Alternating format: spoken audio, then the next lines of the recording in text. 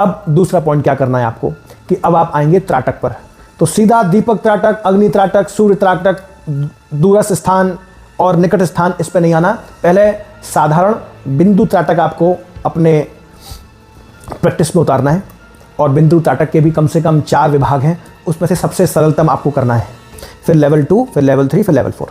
वो मैं यहाँ बता नहीं सकता, वो इतने खुलेआम बताने की चीज़ नहीं है वो, पर मैंने आपको बताया कि 4 लेवल की चीज़ें हैं। बिंदु त्राटक, उसको आप करें, और जब बिंदु त्राटक में आप थोड़ा सा अभ्यास आपका अच्छा हो जाए, उसके बाद लेवल 2 में आए, उसके बाद लेवल 3 में, और लेवल 4 के बाद आप बिंदु त्राटक में अच्छा कर पाएंगे। उसके बाद फिर आप और प्रकार के त्राटकों में आए, और फिर आप आगे जा जाके फिर आप अपने ऊपर ही दर्पण त्राटक करेंगे।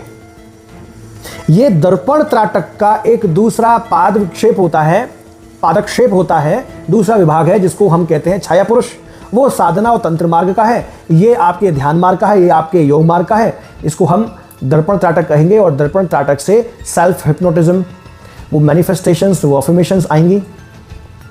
तो आप समझ रहे हैं ये कितने सारे स्टेप्स हैं जिनसे आपको गुजरना है, और अनायास ही आपके सामने कोई आके बोलता है, you have to affirm that ABCD things are just coming to you, these are all yours, you accumulate that very good amount of wealth, abundance, etc etc। पर वहाँ पर फिर इस बात का निर्णय कौन करेगा कि जब आप अफर्म करेंगे उन सब चीज़ों को, तो नेगेटिव पैटर्न्स जो आपके एस्ट्रल प्लेन्स पर हैं, आपके सबकॉन्शियस पर, कॉन्शियस पर, डीप कॉन्शियस पर, स्लीप कॉन्शियस पर, अल्फा, बीटा, गामा स्टेजेस में हैं, वो इंटरफेयर नहीं करेंगे। इस बात की क्या कोई गारंटी दे सकता है? एक विचार करने की बात है कि अगर अफर्मेशंस, अगर मैनिफेस्टेशंस इतनी आसान है, तो ये एकमात्र विकल्प क्यों नहीं है? क्यों दूसरे ऑप्शंस रखे गए हैं? क्योंकि उनके बीच की सीढ़ियां हैं।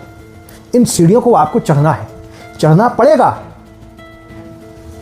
अफर्मेशंस ऐसे ही नहीं की जा सकती। आप कर सकते हैं, और काम करती हैं, 100% काम करती हैं। 100% में भी और 2, 4, 10,000 जीरो लगा लो, उतने प्रतिशत काम करती हैं। पर मैं बात कर रहा हूं उन प्लेन्स की, उन नेगेटिव ऊर्जा का हो, या आपके एंटिटीज कह लो। वो एंटिटीज मतलब उन गलत सेंस में मत जाना, एंटिटीज मतलब आपके ही कृत्य, जो कभी कभी ग्रंथि के रूप में आपके भीतर सेव हैं। तो आपने कभी कभी देखा कि आप कुछ कर रहे होते हैं, अचानक से कुछ मन में आवाज आती है,